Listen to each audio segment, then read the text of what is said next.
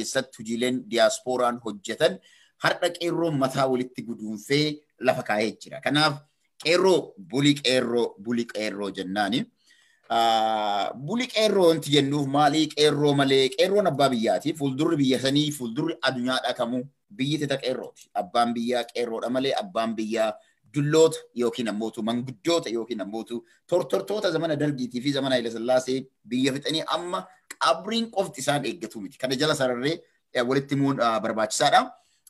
Akkam jirtu ilmaan Oromoo irra deebi'ee naga jirtuu fayyaa keessanii Oromoonni biyya hunda irratti orga guyyaa Haacaaluu ajjeesan irraa eegalee manatti hin galin qabsoo kallattii hundaan akkuma isinii mijaa'utti haaluma isinii mijaa'uun godhaatiin turtan hundumti keessanuu galanni keessan bilisummaa haa ta'u.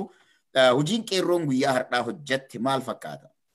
Gara biraatiin ammootu biltsiginnaan guyyaa kaleessaa irraa eegaltee maal goote kan jedhu xiqqoo isin ilaalla.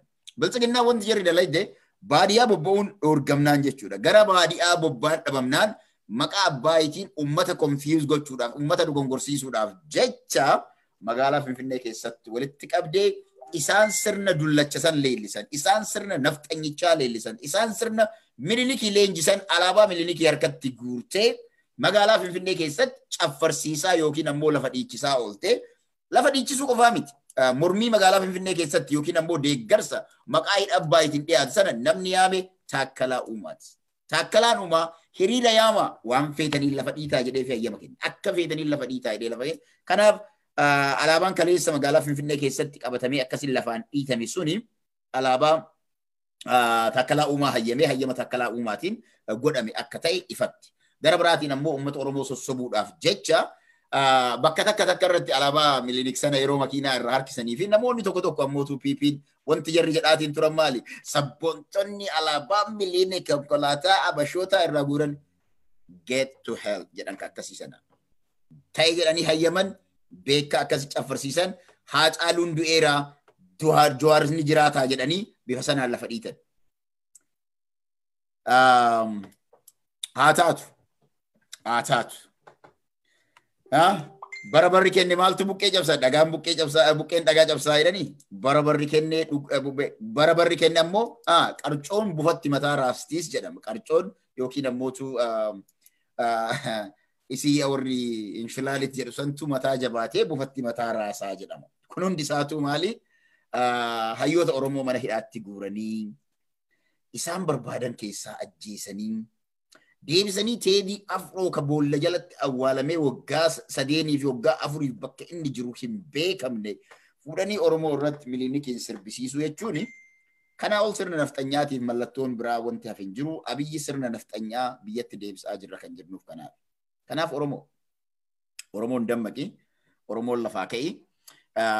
Biltsiginnaan ammootu waan godhaa jirtan Oromoon ilmi Oromoo tokko kamiyyuu taanaan abbaa maaliif hidhame kan jedhee afoo dhaabbatu hin jiru. Oromoon kamuu abbaa hidhamuun isaa yoo akka biyyaatti Itoophiyaan kan jiraattu ta'e Oromoon hidha abbaa afoo dhaabbate tokko illee hin jiru dhugumatti dubbachuudhaaf. Garuu jarri waan Oromoon morme fakkeessanii Oromoon biyya diiga jedhaa warri biyya diigu agar afraሽ የሆነው የሚኒሊክ ስርዓት አቀንቃኝ አማራ ነን የሚሉት በአዲስ አበባ ውስጥ እስክታ የሚመቱ የሚኒሊክን አይደለም የደርግንም የኃይለ ሥላሴንም የሁሉንም አምባገነን መሪዎች ጭንቅላት ያላቸው ኤሊቶችና ተከታዮቹ እንደሆኑ ግልጽ ሊሆን ይገባል። መቼም ቢሆን መባል የሚገባውን ነገር ማለት አለብን። እስከ መቼ ድረስ ነው? እስከ መቼ? የለም ካሁን በኋላ የሚያሳዝነው ነገር ብልጽግናዎች ማንገድ አልተዘጋም፣ አገር ሰላም ነው፣ ገበያው እንዳለ ቀጥሏል። አዎ ምናልባትም አይ ቲንክ በእኛ በኩል መስተካከል የሚገባው አንድ ነገር ብቻ ያለ ይመስለኛል። አሁን እየተደረገ ያለው የትራንስፖርቴሽን ወይም ደግሞ የእንቅስቃሴን ማቆም ማንኛውም ትራንስፖርት የከተማና የከተማ ግንኙነት ማቆም ስም ሊሰጠው ይገባል። ፓርቲኩላር ስፔሲፊክ የሆነ ስም ያስፈልገዋል። ምክንያቱም ቆቆጲ ገባ ለገና ዋንጀዱን ኮንፊውዝ ጎዳኒ ገበያ ከሰ ደማን ፊፊኔ ከሰት ለፈዲቱን ይደንዳማ አዳማ ወለከት ለፈዲቱን ይደንዳማ አሰላ ወለከት ለፈዲቱን ይደንዳማ ጎባ ወለከት ለፈዲቱን ይደንዳማ ኩኒ ዶርጋን ቀቡ ገሩ ጎበራ ባቴ ለፈዲታ ሮቤን ደጉ እንደንዴት rooba irraa baatee lafa dhiitaa diishoon bu'uu hin dandeettu. Diishoo irraa kaatee lafa dhiitaa adaabbaa dhaquu hin dandeettu. Finfinnee irraa lafa dhiitaa adaamaa dhaquu hin dandeettuudha qoqqophiin godhame. Kana xiqqoo mataa isii rogeeyyiin mataa kana tooppikii yeroo kennan qoqqophii kanarratti yeroo qoqqophii kanarratti mataan isaa kenname specific maqaan clear ta'e kenname sabaafillee akka ifa ta'u gochuun hanqina arge keessaa because qoqqophii yoo jedhamu qoqqophii lagannaa gabaa maal jedhan gabaa miti ka lagatame geejjibatu lagatame wal qunnamtii dhoorguudha konkolaataa yookiin gosa geejjibaa qoqqophii geejjibaa magaalaa irraa magaalatti godhamuudha dubbichi kan jiru karaa dheeraaf deema ta'e karaa gabaabaa ta'e magaalaa qoqqophii geejjibaa magaalaa irraa magaalaa irratti godhameedha tooppikiin isaa clear ta'etiin kan himamuu qabu kan ammoo asii achi dogongorsiisuudhaa fi OBN TV'n boqqolloo sunii fi wantoonni garaagaraa wacaa oolanii biltsiginnaan ammoo muddamtee walgahiidhaan waan qabattu dhabdee mul'iin citee jira. They know that qeerroo rules. Kana sirriitti hubachuu danda'uun barbaachisaadha. Qeerroon biyya bulchaa jira. Qeerroon Jawaariin hidhanii qabsoon uummata Oromoo ni dhaabbatti. Haacaaluu ajjeesanii qabsoon uummata Oromoo ni dhaabbatti jedhee warri yaadu. Warri sammuun isaanii habuuttaadha. Warri sammuun isaanii waa yaaduu hin dandeenye. Warri sammuun isaanii gabrummaan Oromoo waggaa 150 booda haxxiyyaalee waa lafa buusuu hin dandeenye akka dhaltee lafaa qabdu warri quba hin qabne osoo beekan ammoo hin agarre warri jedhanii waakkatan. Oromoon yeroo mammaaku warroota akka kanaa osoo argu warra waakkatu kanaaf maal jedhaan du'a dhoksanii awwaala eessa geessanii jedhaan Abiyyi Ahmed fa'aan akkanaa jazboota akkanaa kanaan qoqqophii jiru karaalee akkasii cufame probably saatalaayitiin gubbaa irraa hidha Abbaay keessatti bishaan hidhamuu hin argini bar saatalaayitiin addunyaa karaalee cufaman kana arguu hin dhabne. They know that the world satellite waraabdee waan qeerroon karaa cufaa ol konkolaataan tokko akka sochiin hin jirre waa hundinuu dhaabbatee bakka tokko akka oole yoo lafarratti isin waakkattan from the satellite irraa proof gochuu hin danda'amu. Kanaaf haqa jiru waakkachuudhaan akkuma Oromoon yoo mammaaksu du'a dhoksanii awwaala eessa geessan jedhan sana Abiyyi Ahmed Faati wanti har'a isin dhoksitan qoqqophiin hin jiru maaliin hin jiru gabaan nagaa oolte gabaan nagaa oolte biyyi nagaa oolteetten biyyi nagaan oolle nagaa hin bulle hin bultus hin ooltus kana sirri jala sarara hubadhaa biltsiginnaa biyyi Itoophiyaa jedhamtu sun hanga gaafii ummata Oromoo hin dhageenyetti nagaan qabaattu. Kana jala sararaa beekuu dadhabdan. Qeerroo eentuu hoogganaa hojjettan feetan sheexaana jedhaani. It doesn't matter. Akka warra OMN maal jedhee osoma jarri mana keessa laaltu asii jenereetara cufanii elektiriikii waa hunda cufanii iskiriinni maal godhe? Reeffi Haacaaluu Finfinneetti deebi'e. Achi booda hoo maal jedhan? Miidiyaan yookiin ammootu OBN yeroo ammaan tanaa miidiyaan suni OMN to'annoo jala oolee jiraa jedhe. Osoma jarra innanyi ba seexaannoo mimmarru jedhan. Trust me. Qeerroo manfasaawee haayilaan. Qeerroo jechuun seexanaa miti waan feete hooggansa feete yoo kennite sammuun siyaasaa biyya sanaa biltsiginnaa bira gahuu hin danda'u. Abadan. This is how qeerroos are powerful. Kuni gabrummaan akkamitti akka nama barsiisu. Gabrummaan akkamitti uf dura akka nama oofu. Gabrummaa jechuu sabni arge. Bilisoomuudhaaf ammoo waan dhossuu qabu akka dhossutti waan isaan arganii mataa isaan dhukkubuu danda'u hunda akkamitti akka mataa isaan dhukkubsiisu waan godhu waan beekuuf. So, Abiyyi Ahmed teknooloojii baratteemi. Teknooloojii feete baradhu. You cannot hide yourself from the satellite. Abiyyi Ahmed waraana marsaa feeteen hanga feete Eertiraa miti waraana Afrikaa guutuu walitti guuri. You should learn from your father Mallas Zeenaawii irraa. Mallas Zeenaawii si himee du'e. Isinitti dhaamee du'e. Oromoo embiyaaleelat እንኳንስ ኢትዮጵያ ወታደር አይደለም የአፍሪካ ወታደር ሊያስቆመው አይችልም ጀደ ኦሮሞት ይወራፋን ከነ እንደንደኘ አብይ አህመድ አባ ኢሰ ጉዲሴ አባ ብዴና ኢሳ ከን ኢን ሊስትሮ ኪን ኮጴ ጠረጋፊ ቱረራ በረቹ ደደቡ ኢሳ ከኑ ገርሲሱ አባን ኢሳ ማል ጀደ ኢሳኒ ዳሚ ኡመተ ኤርትራቲ ሜደ የሮ ኡመን ኤርትራ ቡቀው ጋፊ ወይ ኦሮምቲቾ ወይ ቴሌቪዥን ይራ ያመደሴ ኡመኒ ኦሮሞ ኡመኒ በልኢና አንገና ቀቡ ህዱሚን አንገና ቀቡ ደን guyyaa ummanni Oromoo hin barbaadu nagahe jedhe waraana Itoophiyaatii miti waraana Afrikaa guutuu osoo finne ummata Oromoo dhaabuu hin dandeenyu jedhe. Abiy Ahmed ammas isaaf hin galle. Abiy Ahmed ammas bashaashaa bulchaa jira itti fakkaate.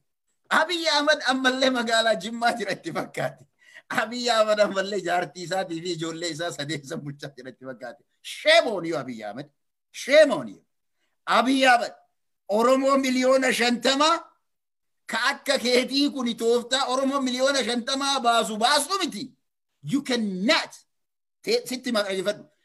Qaroon yookiin ammoo Oromoota jaha qofa osoo waliif finnee biyya kanarraa gatteessisnee qeerroo jaha kan istirateejii ajaa'ibaa kana baastu wal bira osoo kenne nama 12 osoo kaame abadan. You have no idea the power of qeerroo. You have no idea. Isin kan baratan ergamu eenyuuf TPLF kadhachuu yoo maal barbaadan bajetaa fi mindaa hojjettoota yoo barbaadan mana barumsaa ijaarratan TPLF kana lamaan kanneen lamaan keessaa biyya bulchuu osoo hin taane Abiy Ahmed maaliin isaa beektanii kadhaadhaan ani kadhaadhaan yoo xaalli lammaan nyinoo ka jedhe lammaan balmana agarin mamraata ichaale balmana strateejii aywoxam dhageeffadha kadhachuudhaan strateejiin bilisummaa hin ba'u. Strateejiin bilisummaa kan nama keessaa akka waati uumtu kasbat gabrummaa. Abiy Ahmed kadhadhee giddibii no kadhatteeti miti. Hanna laal hanna isin hojjettan boondii Ameerikaa keessa gurguruudhaan hannaan isin qabaniit yakkaan isin qabaniit waan ummata lammiilee Ameerikaa irraa guurtan daran kafalaa isiniin jedhan. Unet ከሌብነት ልመናም ይሻላል ነገሩ ስትለምን በነፃ ብላሽ ሲከነማ ከናፍ ቄሮ ኖባ ጎዳ ሂንጅሩ ከራን እንጭፈምኔ ጌጅብኒ ዴማ ኦሌ you know what Abiy Ahmed namni osoo du'ee lubbuun keessaa ba'aa jirtu injira jedhee watwaatu akka Abiy Ahmed ka ufillee sobee ummata sobu kan ufillee sobee adunyaa sobu mootii akka kanaa kana agarree hin beeknu. Never in the history of the world also do it. This is just a strategy maker. Ignore gochu fijira amma gabasu didu irra dudda garagalani figu. Ageta Abiy Ahmed. The only way hanja kokopin kun sirra ol kaut karan at Oromiyaa maal fakkaat Itoophiyaan akka fakkaatu beeku dandeet sami kees ol fagaattee xiyyaara yoo deemte qofaan hin dandeettu lafar. Kanaaf qeerroo kiyya. Qeerroo ilmaan Oromoo Jerry bula abo jiraadhu akkana kun kan barbaannu nuti. Laffaatiin fiigichi ji'a tokkoof biyya alaa kana keessatti diyaaspooraan asii achi fiige. Shirri isin irratti xaxamaa ture daraaraa isa argaa jira. Kana wanti nuti barbaannu. Wanti har'a isin biyya keessa gootan akkuma wanti hamma dura diyaaspooraan biyya alaatitti hojjete isiniif humna isiniif ta'e bilisummaan akka dhiyaatte anniisa isiniif ta'e wanti isin har'a Itoophiyaa keessatti gootan wanti isin har'a Oromiyaa keessatti gootan nuuf ammas maal nu ta'eera anniisa nu ta'e boba'aa biraa nu ta'e kana booda osoo addaan hin cinne akka nuti manaa hin galle nu godhaa jirtan. Kanaafuu qeerroo bulii qeerroo kana kan barbaadamu qeerroo jechuun ka akkanaati. Qeerroo jechuun humna akkanaati. Ka akka keessanii kanaaf Abiyyiif qalanii ka isin nyaachisan ka akka keessanii kana. Abiy silaa osoo dhugaa dubbachuuf taate osoo guyyaa hobbaatii isaa wajjin bahe osoo badeetiin tu'ee jiraate hobbaatii wajjin osoo awwaalanii wayyaafii ture. Shame on him. Wanti inni adunyaa tanarra dhiise sirna nafxanyaa deebisee ijaaru sirna ummata Amaaraatiifuu hin taane abbaa biraatiin sirna ummata hiyyeessa Amaaraatiifuu hin taane hiyyeessa Amaaraatiin ka waa takka nyaan ka kophee miilaan qabne waggaa sencharii kana guutuu kan hangardhaa gogaa hoolaa uffateetiin deemu kan hangardhaa waggaatti malee saamunaa uffanni isaanii saamunaan irraa hin tuttun ummata maalii kana uffateetiin deemu sirna ummata kanaafuu hin taane fuudhee biyyattii sanarratti as deebisa yoo jedhu Abiy Ahmed hangam akka inni du'e hangam akka sammuun isaa horee jechuun maal jechuudha rusted mind. Once your mind is rested, you don't know what to think. Rest is not a physical property. It is a chemical change. Hindeebu. Nama akka kana hordofuun kana booda Oromoodhaa miti ummata Amaaraa kan isa jala akka horii girrisaa jedhani Oromoodhaan girrisaa jedhani ayyan girrisaanii Amaaraan waxxaate. አየን ግርሳን የአማራውን ምንም ሳይገባው አብይ ምን ሊያደርግ እንደፈለገ እንኳን ሳይገባው ግር እንዳለ ከሱ ተከትሎ ሄደ ግርሳ የሚባል እሱ ነው እንጂ የኦሮሞ ወጣት የኦሮሞ ቄሮ ግርሳ እንዳልሆነ አሳይቷል በሰላም ግርሳዎቹ እነማን ናቸው ያው ወደዳችሁም ጠላችሁም ኦሮሞዎቹ ሳይሆኑ ያው የናንተው አማራነን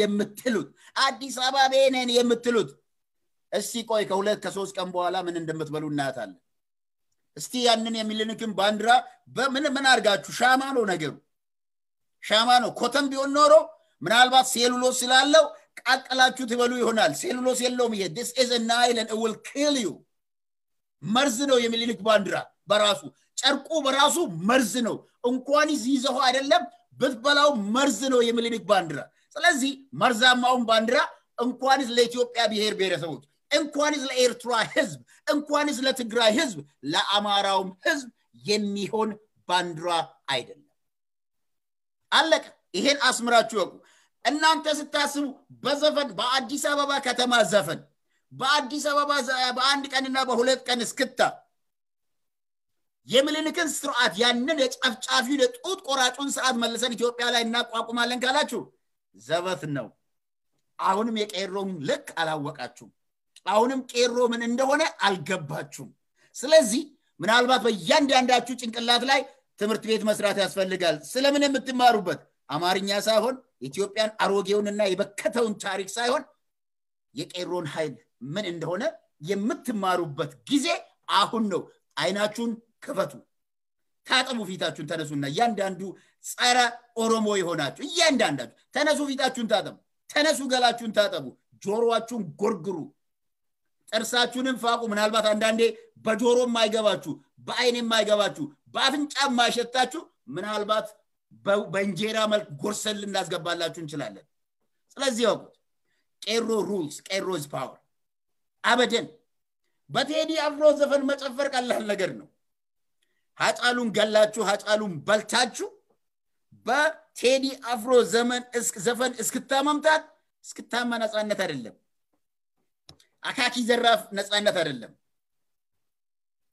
ማንንም ሳውን በረም ይግባችሁ ጆሮዋችሁን ጎርግሯት እያንዳንዱ አማራ ነኝ አማርኛ ተናጋሪ ነኝ የምትል የማንንም ለሰው ልጅ ክብር ያለላችሁ ደንቆሮች ክፈቱ ጆሮአችሁን አይናችሁን ክፈቱ አፍንጫችሁን ምናልባት ህክምና ያስፈልጋል ቄሮ ምን እንደሆነ ማሽተት የማትችሉ ለአራት አመት ያህል ቄሮ ሁለት አመት በሰራው ስራ ቄሮ እንኳንስ ወደ ኋላ የኦሮሞን ህዝብ ወደ ጡት ቆረጣ ልትመልሱ አይደለም ቲቢኤልኤፍን ጡት አልቆረጠም ቲቢኤልኤፍ ሐቁን እንናገር ጡት ያልቆረጠውን ቲቢኤልኤፍም ልክ ያስገባው ኃይል ነው ጀዋርን በማሰር ሺ ጀዋሮች አሉ ሺ ጀዋሮች ሃጫሉን ገደላችሁት ሺ ሃጫሉዎች አሉ በሚሊዮን የሚቆጠር ሃጫሉ ይወጣል ከ50 ከ60 ሚሊዮን ህዝብ ውስጥ ይሄ ልትረዱ ይገባል በጭራሽ የኦሮሞ ህዝብ መብት እስካልተጠበቀ ድረስ በጭራሽ ኢትዮጵያ የምትባል ሀገር ሰላም አታገኝ በጭራሽ never ever ይሄን አምናችሁ አይደለም ሰላም እንፈልጋለን የምትሉ ከሆነ እናንተ ከጅምሩ የማነው ገዱ ነው የሚባለው ግለሰብ ገዱ የሚባል ግለሰብ ነግሯችሁ ነበር የአማራው አክቲቪስቶች ብሏችሁ ነበር የአማራው አክቲቪስቶች የምትጽፉትና በየሚዲያ ወጣችሁ የምትናገሩት ነገር በኦሮሚያ ክልል ውስጥ ባሉት የአማራ ልጆች ህይወትን ቀብድ ያስይዛችሁ ነው የነሱን ንብረት ቀብድ ያስይዛችሁ ነው ብሏችሁ ነበር አይደለም እንዴ ነግሯችሁ ነበር አላወቃችሁም አልተማራችሁም ሰው አንድ ነገር ከተፈጠረ በኋላ ምን እየሆነ ነው አሁን ለምሳሌ እናንተ ዳንክራ የምትሉት እጅ የምትመቱት የምታጨበጭቡት ባልተደረገ ነገር ላይ listen carefully አንድ ግለሰብ ባልሰራ ነገር ላይ ሰራ namnikun ከነጎዴ አኩማ ኢንጀክተኒ ወጣ ከነቤ አፋን አማራት እንጀራል ኦሮሞ ሳያደርግ ኦሮሞ ወይም ደግሞ ቄሮ ምንም ወንጀል ሳይሰራ ወንጀል ሰርቷል እንዲ አድርጓል የምትሉ ሰዎች አድርጉና ማለት ነው አለቀ በቃ ሌላ ምንም ትርጉም የለው መገፋፋት ነው ሰዎችን ወዳልሰሩት ወንጀል አንድ ሰው ባልሰራ ወንጀል የሚወነጀል ከሆነ ሰርቶ መወንጀሉ ቀላል ሆኖ አማራጭ ሊሆን ይችላል ግልጽ ወቁ ይሄንን እናንተ እኛ ነፍጠኞች ነን እኛ ገዳዮች ነን ኦሮሞን እንገላለን ኦሮሞን እናጠፋለን እያላችሁ በየቦታው መፈክር አውጣችሁ በውጭ ሀገርም ጭምር ቪዲዮዎቹን ሴቭ አድርገናል እናንተ የኦሮሞን ፌስቡክ ማቆም አይደለም እኛ ግን ግትር አድርገን ፍርድ ቤት እናቆማቸዋለን እያንዳንዳችሁ ይሄን ወቁ እያንዳንዳችሁ ፍርድ ቤት ትቆማላችሁ ቪዲዮዎቹ በሙሉ ሪከርድ ሆነዋል including the organizers በሙሉ ስለዚህ አንድ እናንተ ያልተማራችሁት አማራ ነኝ የሚል ህዝብ ያልተማረው ምክንያቱም ትምህርት ቤት ጭንቅላቱ ላይ ለ150 የነቃ አገር ያሰለጠን ይላሉ እንጂ ምንም እንዳልሰለጠናችሁ ልክ ከዛፍ ላይ ከመኖር ዝንጀሮ እንደማትሻሉ አይተናችኋል ሰው ያላ ፍርድ ቤት ፍርድ ስትፈርዱ ሰው ባልሰራ ነገር ሰዎችን ስትወነጅሉ አንድ ነገር ልንገራችሁ ትምህርት ይሆናል ብዬ ነው አንድም ቤት ኢትዮጵያ ውስጥ ከመቃጠሉ በፊት የአብይ ወታደሮች ናቸው የወለጋና የጉጂን ገበሬ ቤት እያቃጠሉ እስክታይ መቱት የጨፈሩት በሴልፎን ላይቭ የቀዱት ቪዲዮ ቀርጸው የለቀቁት የኦሮሞን ይሄ ግልጽ ነው የገበሬውን ቤት በእሳት እያቀጣጠሉ የኦሮሞ ገበሬን ቤት በእሳት እያቀጣጠሉ ቪዲዮ አንስቶ ሁሉን ነገር አድርጎ ለቀቁት ላይ ግልጽ ነው ይሄ ዓለም ያወቀው ሐቅ ነው እንደገና ከዛ ምን ተባለ የናንተ ወታደር ነው አረባካችሁ የናንተ ወታደር አሰልጥኑ የገበሬውን ቤት ማቃጠል የለበትም ሲባል ምን አረጉት አሬኛ ወታደር አይደለም ይሄ ሸኔ ወታደር ነው ከነ ልብሱ ከነ መረጃው ይሄው ተብሎ ወጣላቸው ምስክርነት በስተመጨረሻ ምን አሉ ተመልሶ አሁን ወደ ከተማ መጡ ገጠር ተነቃባቸው የገበሬን ቤት በማቃጠል ብዙ የሃይማኖት ግጭት ማምጣት እንደማይችሉ ብዙ የብሔር ብሔረሰቦችን ማጋጨት እንደማይችሉ ካወቁ በኋላ የተመለሱ አርሲን መረጡና አርሲና አርሲ ባሌ ውስጥ ያሉትን ከተሞች ለማጥቃት ምክንያቱም they know that በአርሲ ውስጥ ማአት ክርስቲያኖችና ማአት ሙስሊሞች በጋራ ይኖራሉ ስለዚህ ማድረግ የሚገባቸው ጦርነቱን የሃይማኖት ጦርነት ለማስመሰል ማልጎረሬ ምን አደረጉ ከተማ ገባውን ገጠር የሚያቃጥሉ ጠላዋጣቸውማ ማነቆና ሙላጉቡን ኢምባስኒ አመንቲዳነ ሞልኛችሱ ጎሳነ ሞልኛችሱ ወራነቱ ብረት አበቴ ጉባ ነምኒ ብራካ እዶ ሰነገሰኒትን ጉብሲሰኒ ሲንጅሩ ገሩ መጋላው አባፌት ሌንጂስቴ ፍዴ መጋላ ጉብሲሲስተ አባፌት ሌንጂሲስቴ ከነጎታ ሶ ባዲያ እረቲ ወንቲ ኢሳን በርባደን ዋኒ ሚልካይኒፊ ቦደ ገረም ዱፈኒ መጋላ ሲነን መጋላ ከሰ ታርጌት ይጎደተን መጋላ ዮኪን ጎዲና ሰቦን ዱሚናን ሰቦን ገረገራ ከሰ ጅራተን አመንቲን ገረገራ ከሰ ጅራተን ፍለተን ኢሳ ከናፈ ሞጂ ከነረ ኦልቹዳፍ ኤንቱ ሚጃይፊ አርሲሊጣት አድድሩማዳን ባሌ አድድሩማን ከኒንቶለ ሶማል ጎደን ወራና ሌንጂሰኒ ዱርባዴ ጉበኒሚ ሀርቀነማ ኡመኒ መጋላ ኢምቤነ ኡመኒ መጋላ ረጋ በሄብ ጀቹ በከነምኒ ኢምቤነ ራ ነማ ፉዳኒ ፊደኒት biya kees deemanii magaalaalee keessa manneen namaa gubanii maal jedhan Abiy Ahmed guyyaa 4 kiloodhaa fuudhanii namticha nafxanyichaa kan magaalaa Arsii Nageellee Arsii keessa jiraatu maal godhan Abiy Ahmed faa fuudhanii ummanni musliimaa ummata kiristaanaa fixee jedhanii fakkeessanii lafa kaan booda daataa isaanii fidaa yeroo jedhamu daataan mana haakimaatii bahu kan waraanni illee ajjeese namni du'ee jedhameetiin bahu ummata Oromoo Arsii kan amantiin isaanii muslima ta'e qofaan booda daataa yoo argan listii fudhanii nuti akkamitti akkana ta'e wanti nuti jenne hin taane kanaafu maal ta'uu qaba warra guyyaa sana Abiy Ahmed wajjin gadi taa'ee walgahii sana irratti hirmaate kan dhugaa sana ragaalee manneen haakimaa irraa ba'an argan hidhatti guuru ta'e aariidhaan because wanti jarri yaadan waan harkatti kufeef Abiy Ahmed Arsii Nageellee irratti adda durummaadhaan eenyu jedhe kantiibaan magaalaa Heeraroo kantiibaan Dodolaa fi Arsii Nageellee akkatti godhe maaliif godhe because 4 kiloodhaa ka'ee yeroo inni dhaqu daataa hin fakkaanne ka ololan taane ka isaan jedhan kana fiid godhamee kana argadha jedhee kana naa qopheessan jedhee dhaqe garuu yeroo achiin bahu dhugatutti bahe dhugaan bahe namoonni magaalaa sana naannoo sana ajjeefaman ka waraanni illee ajjeese hedduminaan namni jiru ummata Oromoo Arsii kan amantiin isaa musliimaati majority booda akkam goona daataa kana amantii irraa dhiisaa maal irraa dhiisaa maqaa qofa nuu kennan no نتيو كني نقولو كنا ما لا كون انتو انكسارن then شاشماني رتيرو دوكمنتين قديبو أمالك أنا منتي لا والفكيسر أمني مسلمة أدين إساني هدون إساني نموني دياسبورا كيس جرام بي على جرام بني إساني رانغو باتير سوق إيوه وكيم إسانا كي جاران رانغو باتير غيان نباسا كنس سوتا قديبا إرجسا مكانا ما بلليسني كيجيب إسان أفواني بود كيجيب نتشي بودان اتقبا كناف أرومو dhugaan tantee baharti Abiy Ahmed dhugaa Oromoo akka fedhetti yoo dhosse Abiy Ahmed fi sirna nafxanyaa irraa Oromoon dhugaa eeggatu mana murtii nafxanyaa irraa Oromoon murtii haqaa eeggachuun qabu nothing mana murtii nafxanyaa guyyaa dhaabbatte akkasin murteessan beekiseen kanaaf abaddan mataa kan keetii fi sabboonummaa kan kee uf gadi cabsin abbaan fedhe ka hidhamu jechuudha ulee sodaadhaaf yakka fittiin fudhatin ulee sodaadhaaf Malla anke kise kan keti baste in kenin because kana duga wadda akkuma Abiy Ahmed feetu malla kalle ken ni bay ala gabbate si ajesu da murate da namichi ango kan arra ani ango kan arra kee Abiy Ahmed kore giddu gale sa sani kessa wonti ni kakate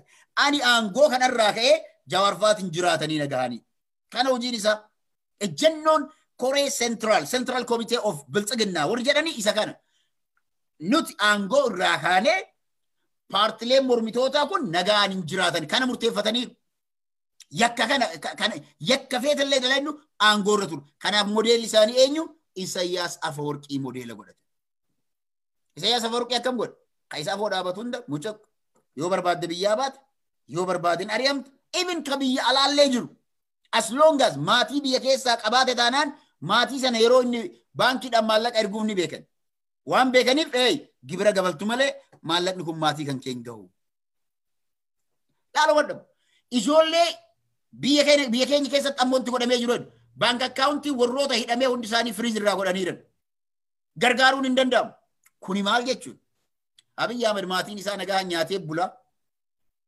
baltsiginnaa nyaatee bulti ilmaan Oromoodhaa kanneen isaan mana hidhaatitti hidhan abbootii irraa manatti hidhanii yookiin abbootii warraa yookiin haadha warraa mana hidhaatti hidhaniitiin isaan afan ammootu maal ta'u beelaan haa dhumataniif beelaan ficcisiisaniitiin dararanii maatii kana harka isaanitti haa kennataniif never so baltsiginnaa fi deeggartoonni isaanii hundumti keessanuu kan ifatti beeka Oromoon murateera kan abdii kutadhaati 4 kiiloo Oromoodhaaf as rakkaba kanaan ala isin hin baasu maal gootan as rakkibu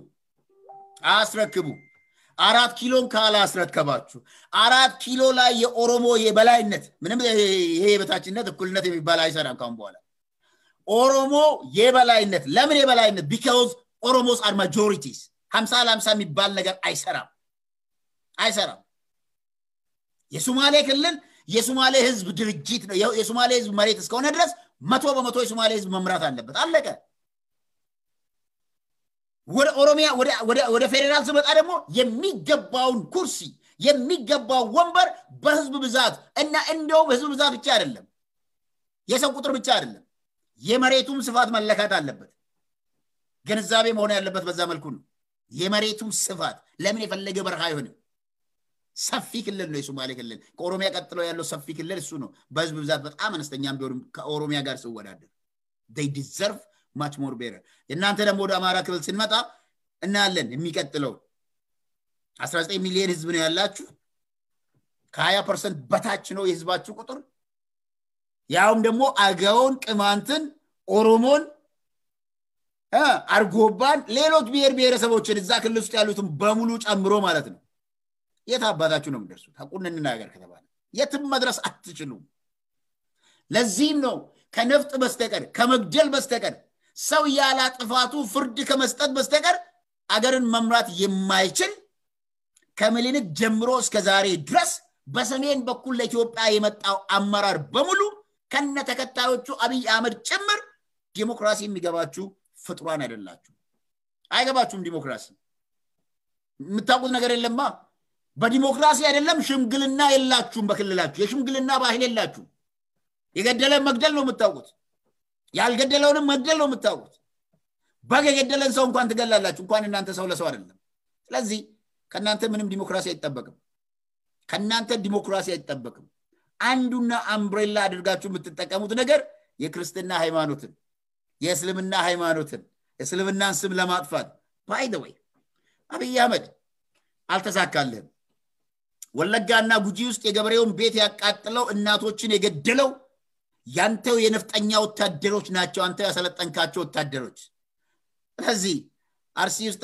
ህዝቡ አብዛኛው ሙስሊም ስለሆነና ሙስሊምን ስም ለማጥፋት አይናችሁ ነው የሚጠፋው አይናችሁ ነው የሚጠፋው ጆሮአችሁ ነው የሚጠፋው እንጂ የሙስሊሙን ህዝብ ባልሰራው ነገር ባልሰራው ወንጀል ልትወነጅሉ አትችሉ ምናልባት ጊዜ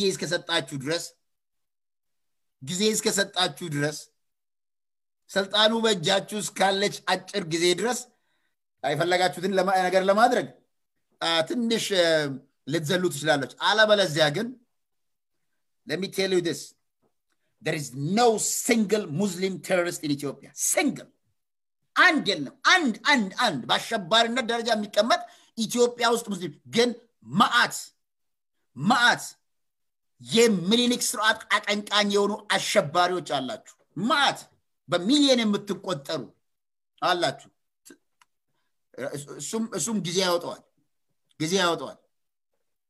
ያወጣዋል አትጨነቁ ብዙም አትጨነቁ ምክንያቱም አሁን የምትሯሯጡት ለሰራችሁት ወንጀል መሸፈኛ ነው አብይ አህመድ እኮ ነግራችኋል አብይ አህመድ በራሱ አንደበት ከኢህአዲግ ወደ ኢህአዲግ ቲፒኤልኤፍ ትግርኛ ተናጋሪ ኢህአዲግ ሲሄድና ኦሮምኛና አማርኛ ተናጋሪው ኢህአዲግ ወደ ስልጣን ሲመጣ አሸባሪዎቹ እኛንን ብለዋል አብይ አህመድ ብለዋል ይሄን ታውቃላችሁ በቪዲዮ ሰሞኑን መልሰን ለቀንላችኋል ሜሞሪ ስላለላችሁ ጭንቅላታችሁ ስለዛገ ስለደነዘዘ የሚገባችሁ ነገር አላችሁ ትላንት ተሰራችሁትን ወንጀል አታውቁ ከዛሬ በፊት ዛሬ ተመልከቱ እስቲ የኦሮሞን ከዚህ በፊት ተመልከቱ የአብይ እየሰራ ያለው ነገር የአማራው ወገነን የሚሉት ይሄን በግልጽ እንነጋገር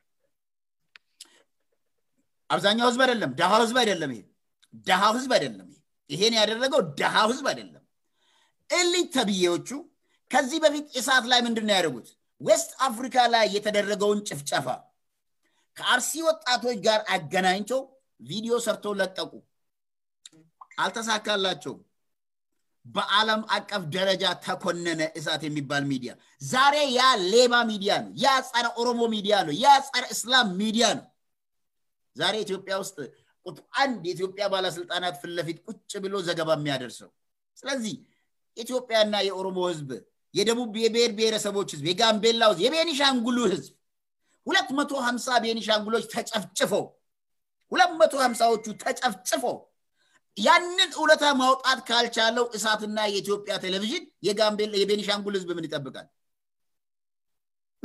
እስቲ ንገሩ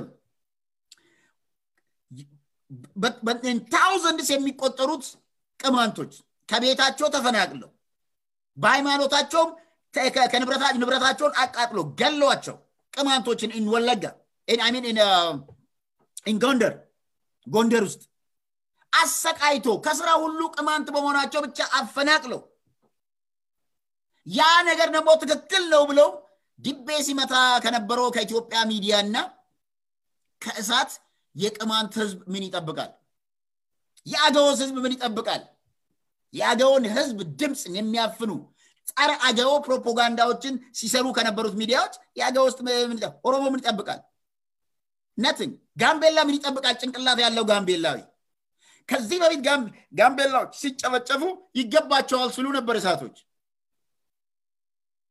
በጣም ጥቂት የሆኑት ከደቡብ ውስጥ የተገዙት ከነሱ ጋር አንድ ሆቴል ምክንያቱም አሜሪካ ውስጥ ባደጉት አገሮች ከደቡብ ብሔር ብሔረሰቦች ወጥቶ ምናልባት ሆቴል ያለላቸው ግለሰቦች ስላሉ ከነኚህ ሆቴሎች አሜሪካ ውስጥ ሲበሉ እነኛም በየጊዜው ያቀርቧቸው የደቡብ ብሔር ብሔረሰቦችን ስም ሲያጠፉ ነበር ከነኚህ ሚዲያ ዛሬ ኢትዮጵያ ድምጽ ሆኑት ከእሳቶች ምን ይጠብቃል ማን ነው ሐቅን የሚጠብቀው ከእሳት አለ የለም እሳት እንደ ስሙ ጸረ ህዝብ ነው ቤቶች ሁሉ የተቃጠሉት በእነሱ ፕሮፓጋንዳ ነው የቤቶች ቃጠሎ ኢትዮጵያ ውስጥ እስከ ዛሬ ድረስ ለሚደረገው ማናቸውም ድርጊቶች የነሱ የነግንቦት ሰባት ስራ ነው የነብራኑ ነጋ ስትራቴጂ ነው አለቀ ከዚህ ውጭ ምንም ነገር የለም። ስለዚህ ቄሮ ጀባዳ ሁጂ ኬሰን ኢትፉፋ ኑቦንስተኒ ጅርተን ኑሌ ኢሲን ቦዳን ጅራ ኦሮሞን ብያ አላስ ማናትን ገሉ ሲወጅን ጅሩ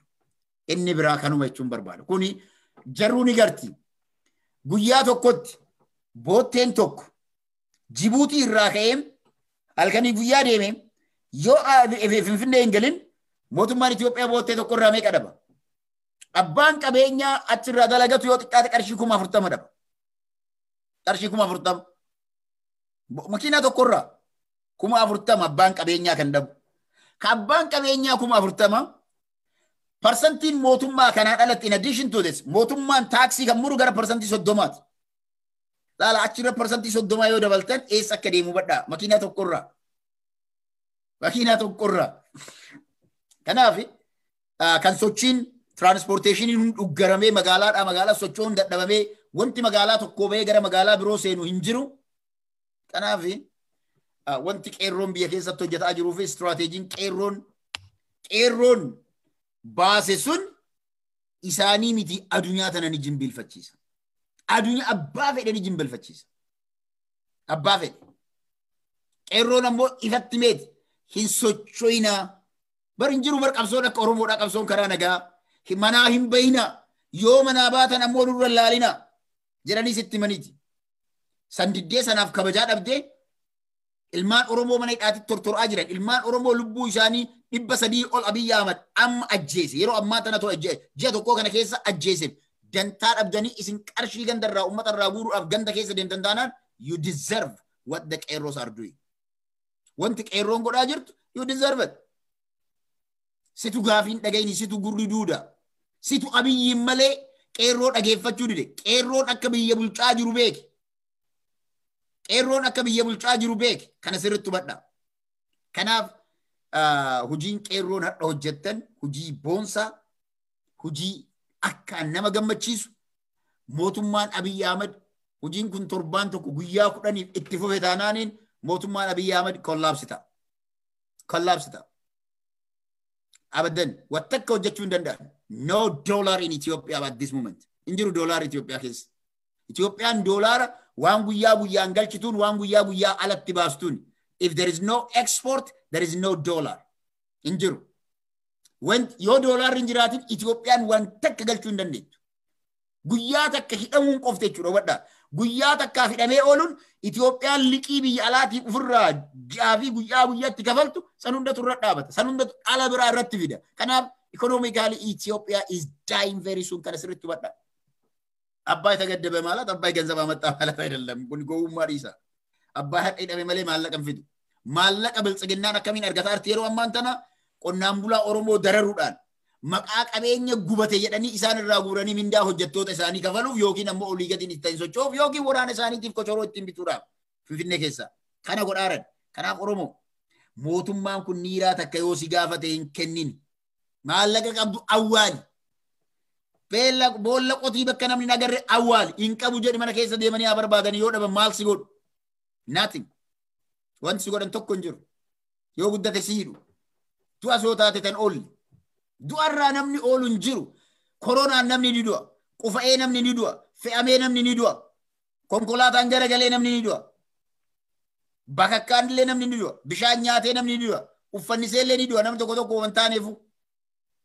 kanaaf Oromo kana beek mootummaa kanaaf never pay a penny hanga inni gaafii uummata Oromoo deebisutti inni biraan toopikiin lammaffaa jaarsota Oromiyaati irraan dubbanne nan gamma jaarsota Arsii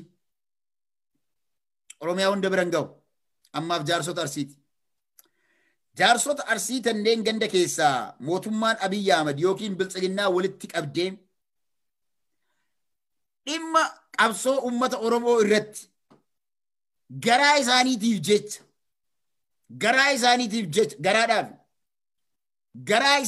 jecha qabsoo ummata Oromoo irratti daba dalagaa jirtan dhaabbadha kana booda qeerroon Oromoodha tokkoon tokkoo keessanii manaa isin guura jala sararaa beekaa kan diddanii yoo taate manaa guuramtu mana gure qeerroo lubbuu teessan irraa illee ajaan qabu guyyaa afur yoo beelteetti atuu amanta deebistee guyyaa afur beela si kaa'uun gaadha siif.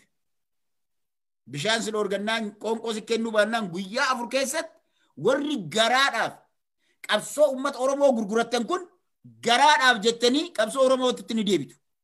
We know this. Kanaaf qeerroon Oromoo kana booda dulloota kana harkaan illee dhahina. Harka keessanitti hin bahin quballee irra kaayina. Fuudhaatii bakka nyaanni hin jirre bakka waa takka hin jirre kaayaa. Dhumate bakka. Yoo isaan deemuu didan miilallee jara cabsitanii baattanii deemuu dandeettu. Bakka baattanii adabachuu jaratu dide. Maalii kana maalii saniin hin jiru. Yeroo qabsoo look Eertiraa irratti Itoophiyaan waraana 70,000 dhabde. Ilmaan Oromoo achi keessaa parsantiin 70 ilmaan Oromooti. 70,000 Eertiraa daangaa Eertiraa Itoophiyaa irraa du'an keessaa. Eenyu gumaa kafale? Eenyu gumaa kafale 70,000 baadimmee irratti watakkaafuu bilaashaaf du'anitti. So yeroo ammaan tana warri namni du'ee gumaa lallabannaa jettee jaarsonni gumaadhaan nama sodaachisaa olii gad deemtu ilmi kan kee akka morma kan kee qabee bosona si geessu godhuu hin danda'amu. Ilmi kee abbaa biraati miti. Ilmuma kan keetti fuudhee qeerroo waan ta'eef ilma kan keetti fuudhee si kaaya. Guyyaa afur guyyaa sadi nyaata malee bishaan malee oollaan atinuu garaa keetiif jecha garagalta gara qabsoo Oromootitti. Kanaaf uf eeggannoo godhaa. This is what is going to happen to you guys. Kun ni taasin irratti kana shakkii hin qabnu. Kana sirriitti beekaa. Sirriitti beekaa kan. Inni biraa manguddoo sikkoo mandoo keessaa jaarsi kun dhugaadha. Ummata kana keessaa bahe Haaji Aloo namichi jedhamu. Haaji Aloo namichi jedhamu namni roobe jiraatu. Viidiyoon isaa har'aa qeerroon fayyaa ta'a bulaa horaa. Viidiyoo gantoota warroota saba fakkaatanii biyya gurguratan. Warroota fira fakkaatanii fira nyaatan kan akka Haaji Aloo san qabdanii sagalee isaa gadi dhiisuun keessan istirateejii qeerroo maaltu hoogganaa akka mootummaan hin beekne gootaniirtu. Barumsa guddaa. Jaarsota miidiyaa OBN irratti dhufan sanas beelaan adaban sanniin guyyaa afur qofa beelaan adabdaa achi booda gadhiista agalu. Achi booda gadhiista. Wanta akkallee irraan godhinaa. Wanta akkallee hin tuqinaa jaarsota san. Fuudha guyyaa afuriif bakka keettan kaayaa. Guyyaa afur booda bishaan ittiin kenninaa midhaan ittiin kenninaa. Achi booda galtee jarri nuu kan deebiti. Deebiti. Dirqama jaraati. Malee biyyi ta qeerrooti. Biyyi ta jenereeshinii lafaa dhufaa jiruuti. Malee biyyi tan dulloota zamana darqii nyaattee zamana Haile Sillaasee nyaattee kan. Oromoo kana garaa hidhadhu deemu. Amma rakkoon keen gara laafinsa. Kana booda gara laafummaadhaan Abiy Ahmeditti aangoo kennine. Gara laafummaadhaan OPDO amannee. Gara laafummaadhaan OPDO'n Oromoo ni bilisoomsiti. Gaafii uummata Oromoo ni deebisti jennee itti kennine. Jarri gara laafinsa kenna. Fayyaalummaa Oromoo sana maal goote? Advaanteejii fayyadamtee qabsoo Oromoo kan qeerroon 5,000 ol ganna lama qofa keessatti irratti dhumate ka achi duraa hin lakkoofnu. Osoo hin lakkaa'in jechuudha. Yoo xiqqaate namtichi maxaa malaaxaa kan du'e sun jechuudha. Mallas Zeenaawii. Waggoota 30 dabran keessatti yoo xiqqaate harka isaaniitiin qeerroon yoo xiqqaate namni 30,000 ol du'eera. Minimum. Kawwaboo dhiisaa silaa kawwaboo kaan bigguuraniitiin ficcisiisanii kaan biyyaa facaasan dhiisaa. Namoota innocent namoota civilians warra ta'an yoo xiqqaate 30,000 ol ajjeesaniiru. Yoo xiqqaate baadiyyaatti kan dhumateeyyuu gara 55,000 ol ilmaan Oromooti 70,000 san keessa. Mootummaa bifa kanaan uummata Oromoo nyaata. Mootummaa bifa kanaan uummata Oromootiif hin yaadne kana Oromoonni kana booda isaaniif laafuun kana booda isaa wajjin manguddummaa taa'uun hin jiru. Abiy Ahmed dheengadda akka waan jaarsummaa itti erganii Jawaar fa'aa akka hiikamana odeessee mana yeroo dulloota ammallee wadha dulloota paartilee siyaasaa walitti qabee laala waan Abiy Ahmed godhaaru. Paartileen siyaasaa hooggansi paartilee siyaasaa guyyaa dheengaddaa Abiy Ahmed walitti qabu dulloota. They don't deserve to leave that country. Injiru qeerroo wanti jedhamu sammuu qeerroo sammuu 21st generation namni of keessaa qabu Gaafii haqaa namni gaafate xiqqoo masiitu atlist paartii isaatiif kan gaafate kan lidatuudhaaf gaafate sana tokkoon isii keessa hin jiru. Kolkollee dulloota tan zamana dargiillee aangoo isiitiif jecha ilmaan Oromoodhaa biheeraawiidhaan fixxe Eertiraa haadhaaf abbaa isiitiif galtu tanaaf. Isaan santu achi keessa wal gahanii dulloonni maqaa Oromootiin paartilee siyaasaa hooggansa siyaasaa Oromoo ta'anii achirra ta'anii isaan santu uummata keessa filannoof dhiyaata. When they come down to filannoo next filannoo ከብልጽግና በፊት መጥፋት ያለባቸው እንደሱ ናቸው። ከነ ስርቱ በዳቀሮ ብልጽግና jedhamu kana dura dhaabbileen siyaasaa kanneen dantaa Oromootiin mana san keessa hin ta'in jalqaba irra dhabamuu qabu. Qeerroon dhaaba siyaasaa mataa isaa ijaarachuu qaba. Kana booda hin barbaachisu abbaa bira shirruu miti. There is no single political party mana san keessatti kan gaafii qeerroo tokko ka gaafate hin jiru. Warri carraa dhoorgatame yoo jiraate hin beeku. Yoo ka viidiyoo isaanii muranii yoo dhiisanii jiraatan hin beeku. Kanaaf qeerroo jabaadha. Kana booda abbaan biyyaasi malee abbaan biyyaa abbaa keetii miti. Abbaan biyyaa akaakayyuu keetii miti. Kana sirriitti hubadhu. Abbaan keellee si dura deemuu qaba dachii tanarra. Atis achi boodaan ilmaan keetiif bakka gadhiistee deemuu qabda. Malee atillee boru ilmaan kan keetii ilmaan kan kee ficcisiisaa aangoon biyya sana keessa qabachuu akka hin jiraanne yaada warra si afoo taa'ee dulloota xuurataa teettee kabajaadhaan nyaachuu qabdu tan kan walitti qaban ilaal. Paartii siyaasaa keessatti dullootuma agarre haqni jiru. Haqni jiru akka hin jiran namni tokkochi namni umriin isaa amata 40 yookiin mana 50 gadi mana san keessa hin turre. Tokko hin jiru single. Sana booda bira dabarsanii ammoo jaarsota OBN irra walitti qaban laal yoo laalan amaamaa hidhatanii koofiyyaa kaa'atanii qeesii fakkaatanii manguddoo jaarsa biyyaa laal jarri sun maal fakkaatu beektanii warra farshoo obaasaniiti biiraa kana obaasanii itti guutaniiti achi booda nama diddigu jiraami waan garaan baasu hoodii abbaawwan biqilee haa xawal kan alagaan jedhuun sana jechuudha. Jaarsota akkasitti TV OBN irra walitti qaban sana jaarsonni sun uleellee isaan hin barbaachisu adabbii biraallee isaan hin barbaachisu dandeettaan fuutaniituma of bira kaa'u. Guyyaa arfan takka garaan beelofnaan garaadhaaf jecha garatti deebi'u. Isa kan roobee kana garuu isa kan roobee kan dhugaa jirtu walitti himuun kana booda enough.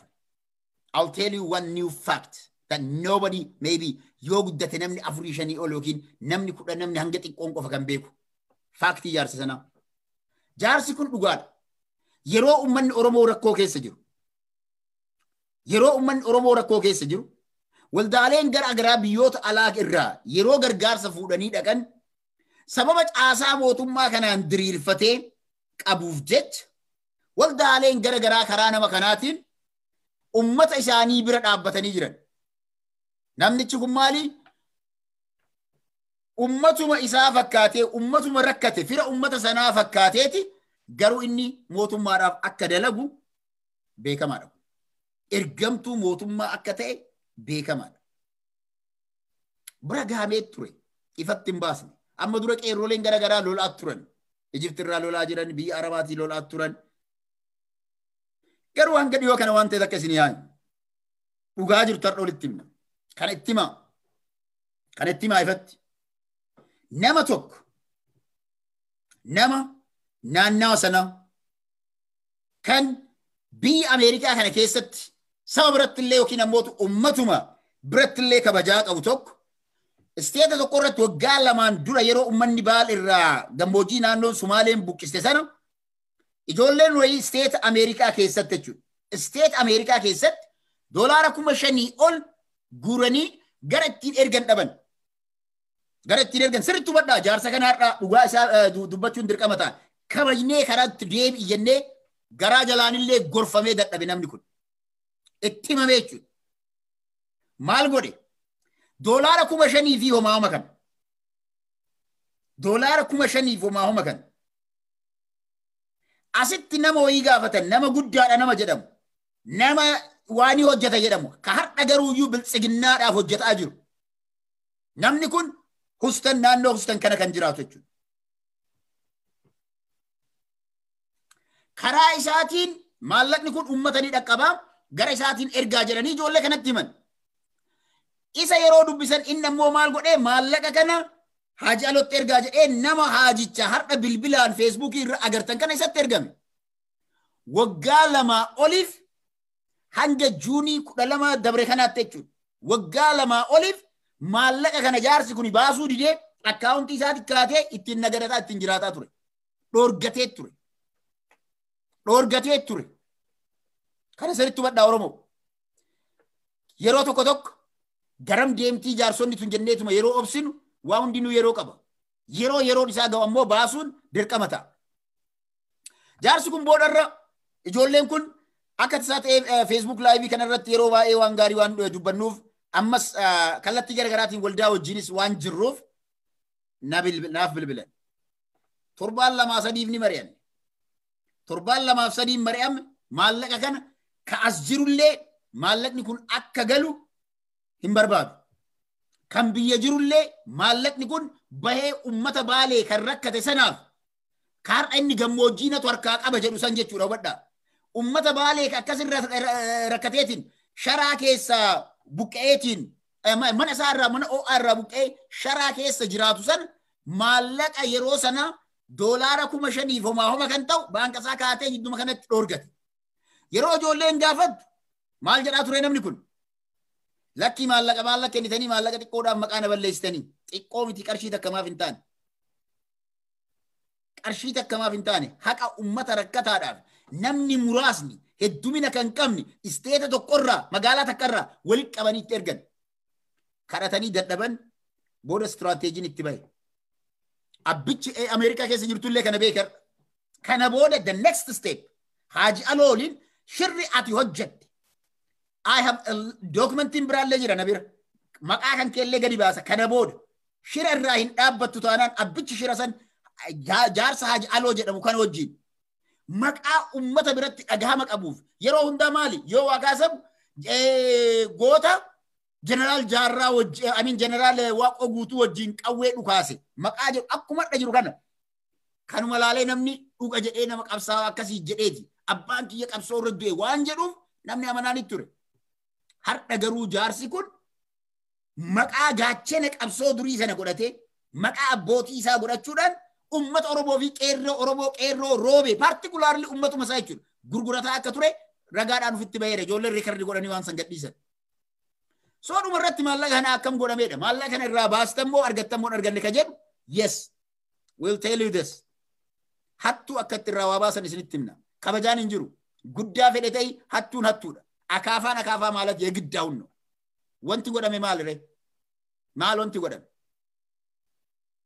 Bilbilaa walitti hidhame telekonferensi. Telekonferensi namtichi as jiru Ameerikaa keessa jiru kan maallaqa isa ergaa jedhe. Kan nama kanaan soddummaa qabu. Soddummaa kan qabu nama kanaan. Telekonferensi kabiyyaallee kaasiillee walitti hidhamee akkuma ijoollee waraabde kana walitti hidhameet jaarsa muutii irra kaa'ameet jaarsa kaas jiru kan intervii godhame. Maallaqni kun jira moo hin jiru? Jira. Eenyu bira jira? Haajii Ebaluun bira jira. Maallaqni kun haqa ummataaf ergamee mi? Waggaa lama guutuu si kadhataa baanee mi? Maallaqa sabaaf guurame ka waggaa lama guutuu harka qabattanii teettan kana maal yaaddaa akka kafalamu yaaddaa ummata kanaaf akka ta'u barbaaddaa? Yoo san ta'uu baate miidiyaa irratti gadi baasuun illee opshinii waan jiru waan ta'eef jechuudha. Miidiyaa irratti expose ta'uudhaaf juunii dabre kana jechuudha. Around June 12 miidiyaa irratti ba'uuf ture maqaan namoota kanaa. Booda namtichi kunillee walgahii kana telekonferensiidhaan bilbilitti cufamee waan jiru dhageeffataa ture malee akka hin dubbanne waan godhameef dhumarratti ka Ameerikaa yeroo fixatu ka abbaa biyyaatiin maallaqni hanganaa si bira jira na bira jira. Maallaqa kana waggaa lama oliif qabattee teetteemi qabattee taa'ee jira. Maallaqa kana mani kafaltamuun kafaltu nama naa godha. Kan dur waggaa lama oliif kadhatanii dadhaban at the end last June 11 or 12 amma dabre kana akka harkaa bahu godhame. Kanaaf waan kana wanti kaasnuuf manguddoonni eessumaayyuu jirtan kan maqaa ummata Oromootiin maallaqa guurtanii fuutanii jidduu kanatti nyaattan kan ammoo qeerroo Oromoodhaa kan sabaaf qabsaa'u gurgurachuudhaaf kan deemtan achuma keessa teettanii mootummaa irraa ofii mootummaan uf jiru baal irratti akkasin mootummaa uf gootan iddoo biraa keessallee jiraannaan kana booda sa'a 24 illee isinii kennuu hin barbaachisu. Because qabsoo ummata Oromoo bilisummaa arguu bira ga'e warri qabsoo ummata Oromoo sana duubatti deebise namoota akka Haaji Aloo kanaa jechuudha. Namoota akka isaa kana. gantoonni asillee jiran ganticha isa wajjin maallaqa sana waggaa lamaa oliif akka taa'u godhe gadi bahee dhiifama gaafachuu baannaan we gonna expose his name too. Injiru kana booda shururun. Ni himna maqaa isaa ni maxxansina. Abadan kana ta'u malee kana booda manguddoodha jedhamee maqaa manguddummaa, maqaa haajummaa, maqaa sheekummaa wantoonni gara garaa kennamee ummata qeerroo Oromoodhaaf gurguratan, ummata bilisummaa Oromootitti gufuu ta'an abadan qeerroon Oromoo eessumattuu uf jalaa kaasuun dirqamatti ta'a. Dirqama ta'a. Laal hanga inni ummata gammoojjii to'adhe inni jedhe agartaniimi ummanni gammoojjii Baaleen harka jiraa jedha. To be honest with you, hardhallee biyya alaatittillee caasaan inni ijaare akka jirutti Minesootaa fudhachuu dandeettan nama hedduutu jira. Abbaan fedhe komachuu danda'a. Nama hedduutu caasaan inni gammoojjii jedhe kun gammoojjii ka'ee akkuma qabsaa'onni haqaaf qabsaa'an naannoo kana keessa jiran Ameerikaa keessattillee caasaan isaanii kun diriiree har'a kunoo biyya alaa tana ta'anii ummata basaasuudhaan nama rakkise waan inni ijaaretu jira jechuudha. Kan inni ijaare. Barbaachisaa taanaan gadhiisna maqaa abadan wantummaan isin eegnuuf hin jiru kana booda deebitan gara sabaa deebi'a. Akka gammoojjii irraa caasaa qabu gammoojjii Baalee yookiin ammootu ummata gammoojjii Baalee irraa caasaa diriirfatee akka qabu. Akka namni kun gammoojjii harka isaatti deeffateetiin jiru isatu dubbateemi. Caasaa inni jedhu san garuu dursinee caasaan nu harka jira. We know it. Ameerikaa keessatti har'a warri hiriira yeroo bahamu ganda keessa deemee shira namarra xaxaa jiru. Poostii keessan warri caasaa nageessaa oddoo duubee taatan. Warri mana keessatti even waan biraa dhiisaa. Yeroo ammaan tanaa Baalee bahaa fi wadha waan takka malaal shira ummanni kun xaxaa jiru caasaan nama kanaa. Baalee bahaa fi Baalee jedhanii amma godina addaa muramee jira. Baalee bakka lamatti.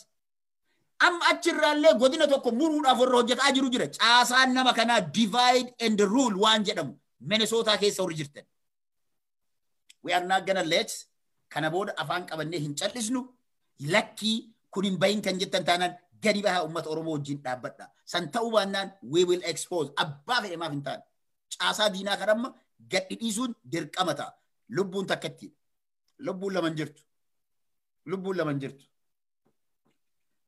Madhachuu dandeettan akka sa'a yoo dhiira taatan ammoo barooda akka kormaa haqa tana gadi baasuu hin dhiisnu. Dhugaa qabannee haqa qabannee isinitti himna. Maaliif kana isiniin jedha beektanii? Namoonni nuti hanga maqaa namootaa hin dhoofnu jara kana maqaa dhabuun jaraa kireeditii kennuudha. OPDO biratti yookiin biltsiginnaa biratti kireeditii jaraa maqaa jaraatti ol ka'a jennee shirruu jedhaa turre. Ammas maqaa keessan hin dhoofnu. Simaachuun qeessi xuraa'u jedha Amaarri namoota akkasii kana. Garuu ammoo Oromoon akka beeku ni goona. By any means Oromoon akka beeku gochuun ni danda'ama. Oromoon akka beeku gochuun ni danda'ama. Simple. Akkam isin jettan kanaa miti. We have a right to expose. Ummata Oromoodhaa eenyuufaa gurgurataa jira. Oromoo maqaa qabsoo duriitiin akkuma amma jaarsa kanaa beekaa maqaa qabsoo duriitiin maqaa qabsaa'ota gurguddoo ummata Baaleetiin isa jalatti profaayilii godhattanii warri har'allee asii achi fiiqaa jirtan kana booda isin hin baasu. Kana booda Haaji Aloo irraan isin dhaabbachuu danda'u qabaa. It has to be dead. Haaji Alootu isin hime. Haaji Alootu isin saaxile. Gammoojjii Baalee jedhee eenyu kabiraa kan kana godhe. Clearly jechuudha. Eenyutu aaruu hin dandeettan kana booda. Haaji Aloo komadhaa dhaqaatii. Maal si goonee jedhaanii dhaqaatii. Jilba rakkufaa dhaqaatii. Lakki anatu balleesse jedhaanii gadi bahaati Haaji Aloodhaan. Because Haaji Aloon faayilii keessan he already sold it. Eenyufaa akka isa wajjin hojjetu he already sold it. Gurguree jira. Listiin keessan kennamee jira. Listiin keessan kennamee jira.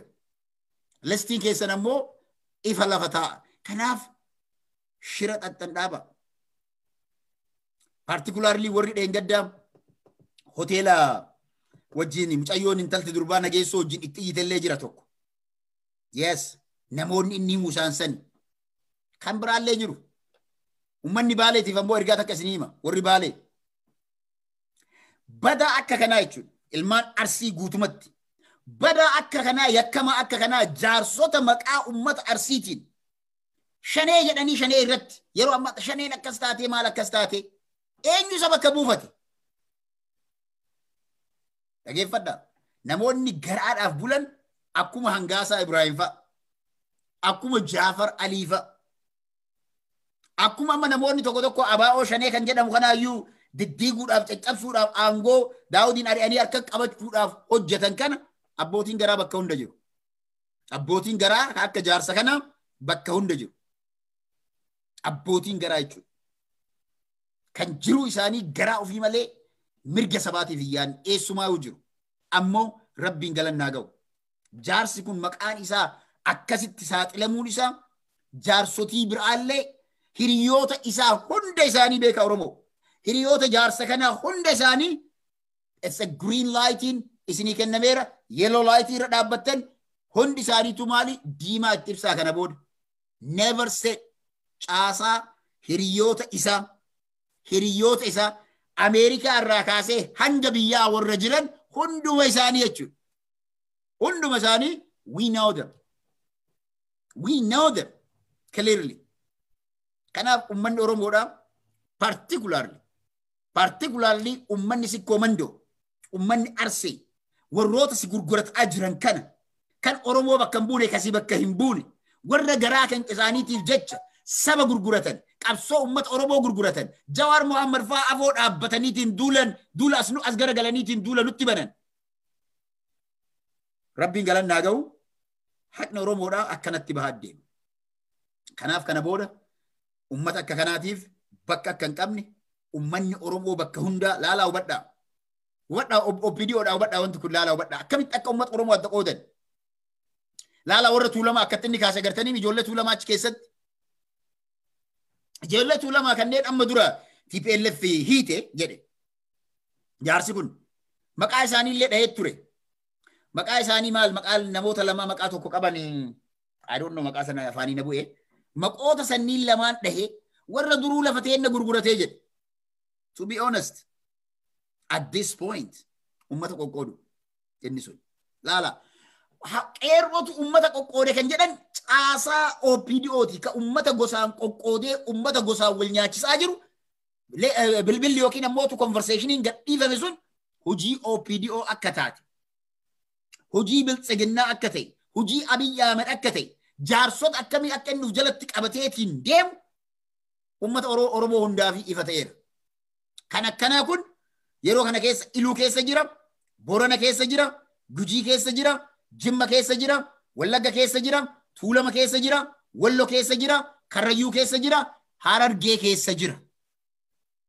Kanaaf Oromoon manguddoota akka kanaa warreen garaadhaaf bulan warroota bakkuma bulan mara manuma ol seenan mara mana isaanii itti fakkaatu mana hoteela jarri kireessitee fi hoteela OPDOon keessa bulchitu mana isaanii itti fakkaatu yeroon itti ofirraa saaxiltanii fi ofirraa itti qabdanam ofirraa itti saaxiltan kana waan inni har'a haqqise kana deebistanii liqimsiisuunis amma dhugaa walitti himnu sana bira darbee gumaa mucaa Abbakaraa ajjeefameen ilma Abbakaraa kan ajjeefameen waan inni haasawee dhageettaniirtu. Ammas ummata Abbakaraa yookiin gosa Abbakaraa san ilma jala ajjeesiisanii dhara dhossanii ammallee quba itti achi qabe namni kun. Ammallee qarshii 40,000 gumaa fixuudhaaf namni iddoo sana dhaqe isa. Guyyaa jalqabaallee waan kana manguddootti ergine dhaabbadhuu jenneen. Wanti ati godhaa jirtu qarshii 40,000 baattee lafa kaareemeetira 200 kenniteettee ummata gumaan ilma namaa kanaan hin baatu, gumaan dhiiraa kanaan hin baatu, gumaan dhiiraa loon 100 baati.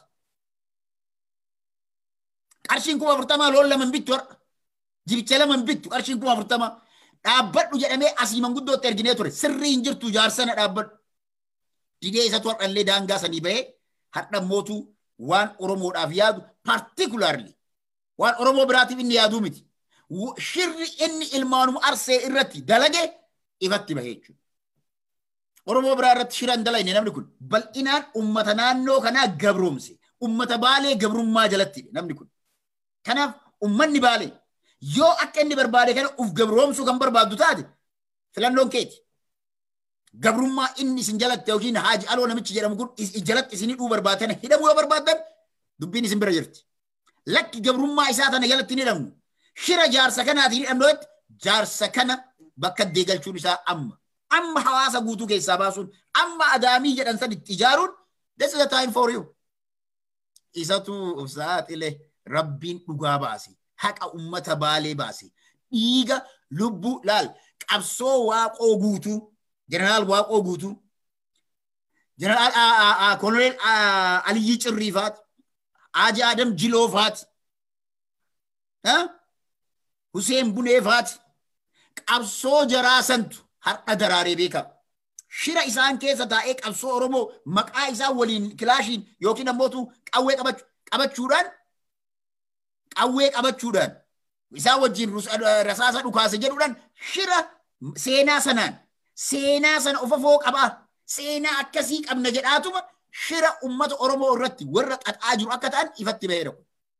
Kanaaf sirritti beekaa diina keessan kan nu nyaatu nu keessa jira jedhe Haacaaluu Hundeessaa. Kan nu nyaatu nu keessa jira. Gufuun ummata Arsii keessatti. Gufuun ummata Wallagga keessatti. Gufuun ummata Tuulama keessatti. Gufuun Harargee keessa jirti. Kanaaf gufuu tantee of keessaa buqqisuun si qabdi ummata kanaan. Abbaa biraatii miti. Si qabdi. Kanaaf adaraa isinitti haa ta'u.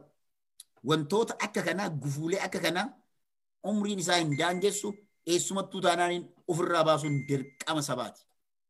Boru kana warri kanaaf gabbaataniitiin appilikeeshinii bira eeggattan nan beeka.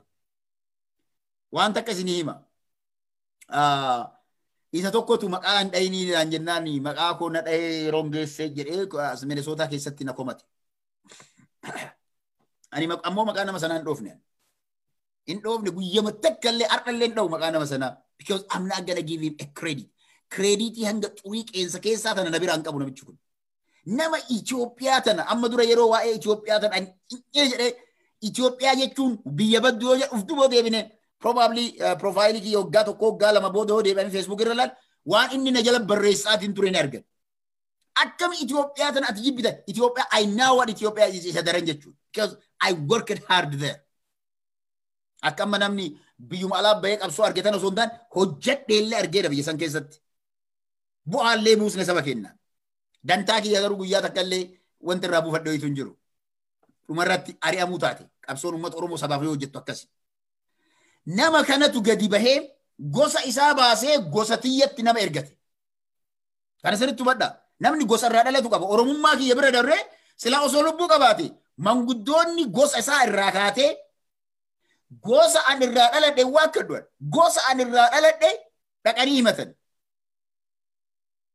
Himatanii jennaan an wanti maqaa isaa kaase hin jiru guyyoota 30 kanaaf maqaa isaa akka an kaasu yoo ka barbaadu taate ani maqaa isaa hin kaasu krediitii qabsoo biltsiginnaa keessatti asirraa argatee asi waarningiin naa kenname jedhee ijoollee isaa jaartii irra facaasee Itoophiyaa galuuf deema namichi beekaa karoora isaa sani. Karoori namicha kana asitti qeerroo Minesootaa sodaadhee kanaafuu lubbuu kiyyaafin sodaadhaa jedhee kana wanti inni himate. Yoo lubbuun kiyya waan tokko nartaat ebaluun sodaadha yeroon geessatu akkasuma godhaa jira jedhee gosa dhaqee himate. Laala salphina qabsaa'ota Oromoo qabsoo Oromootiif jedhaa lubbuu ofiitiif gumaa warra lallabatu. Qabsoon lubbuu barbaaddi. Qabsoo osoo taate osoo itti amane silaa qabsaa'eeti qabsoo sanaan yoo lubbuun tiyyallee badde qabsoo biltsiginnaatiif jedhee ifatti deemuu qaba. An har'a osoo du'ee because of what I am doing because of qabsoo uummata Oromootu wareegama jiru. Kana murteesseeti laayivii ka dhufu kana murteesseeti hawaasa keessa waan hojjedhu ka hojjedhu. Namoota akka kanaa kana kan osoo maqaan isaanii yaamamin dhaqanii manguddoo bira dhaqanii lakkii ani namni maqaa yaame yoo hin jiru jennaan booda manguddoo bira dhaqanii hey ragaa kee as dhiyeeffadhu eessaa fidiif kijibaan maqaa nama balleessaniitiin yookaan ammoo nama himatanii namni isaan soda isaan uf fakkaatan. No. Kana sirriitti beek an Oromticha qulqullicha. Kanaaf warroonni akkasii har'allee borullee ganda keessa deemtanii maqaa keessan osoo dhahin maqaa kiyya nu dhooftee jettan mukarra koraatii uffanni isaa yookiin ammoo dildila Mississippi irraan Mississippi keessa of buusuu mirga keessan. Mississippi dildila irraa of darbitee yeroon geessetu achirraa na darbe kan jettu yoo taate mirga keeti. You got the right. Lubbuun kan keessa erga jirti malee erga kiyya hin jirtu. Achirraa kan darbe harka rabbii jirti. Kanaaf uummata Oromoo bakka hunda jirtan aktiivistoota Oromoodhaa mataa gadi qabne dhanii waan gara garaatiin asii achi warri deemtan. Inni biraa tiimni biraa ammallee wanti anarra ga'e isinii barumsaa ta'uudhaaf addunyaadhaaf. Tiimni biraa ammallee maqaa waraqaa irra barreessan. Kanas irra baradhaa beekoo because I am sending this information to aktiivistoota biraatiif. Malee anaafi miti ani wayitti siin lakkaa'u. Hin beektu. Hindheessarraa bahee se'an ejersarraa akka baheen beekan. Ejersarraa namni ejersarraa bahee fi namni golole dhaddacharraa bahani warra dhaddacharraa baheetu nama shanyii ejersarraa baateen beekan. Oromoon ejersa Oromoon qulqulluun yoo maaf ejersa jedha beektanii Oromoo joon. Ejersa wanti jennuuf maali beektanii? Dhaddacha wanti jennuuf maali beektanii? Dhaddacha jechuun ufumaan dhaabatee bakka dhabbabe goggoga bakkuma hin taane hundatti biqilti. Ejersi garuu bakka hundatti hin biqilu. Ejersi ammallee jabina qaba. Ejersi ammallee yoo itti wayinillee qoraafatte qodaa sana ni urgeessa. Kanaaf namni ejersarraa bahee fi namni golole yookiin dhaddacharraa bahee yookiin laaftoo maqaa biraatiin bahee walitti hin dhiyaatu. Ejersoo akkana gad harkistan cabsuu hin dandeettan. Meeshaa biraatiin cabsuun hin danda'amu. Laaftoo harkaan akkana damee guddaa isaa fottochuu dandeetta.